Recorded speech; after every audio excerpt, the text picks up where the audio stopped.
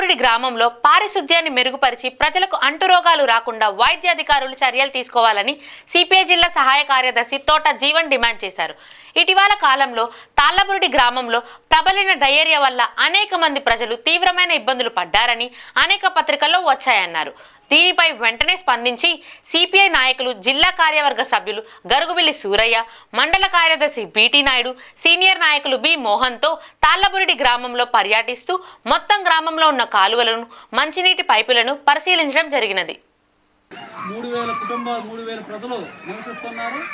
అయినప్పటికీ కూడా ప్రతి కాలువ కూడా చూడండి, ప్రతి కాలువ కూడా మొత్తం మురుగు తీయకుండా మొత్తం నిర్లక్ష్యం ఉన్నారు.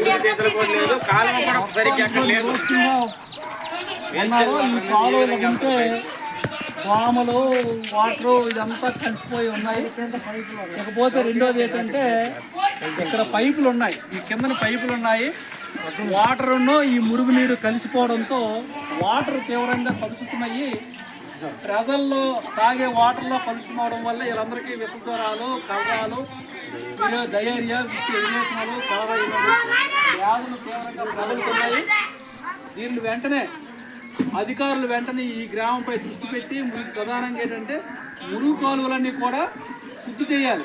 ఇవన్నీ మట్టి కూరుకుపోయింది, ఈ మట్టిని పూర్తిగా తీయించి, అలాగే ఎక్కడైతే లీకులు ఉన్నాయో గొట్టాలకి, మంచినీరు వచ్చే గొట్టాలకి ఎక్కడైతే లీకులు ఉన్నాయో ఆ లీకులు కూడా సరిచేయాలి. లేని పక్షంలో పెంటలో ఉన్న చెత్త అంతా కూడా కొలాయిల ద్వారా రావడం ద్వారా ప్రతి ఇంట్లో కూడా ఒక తప్పేలో ఒక బకెట్ తోట ఆ వాటర్ ఉంటుంది.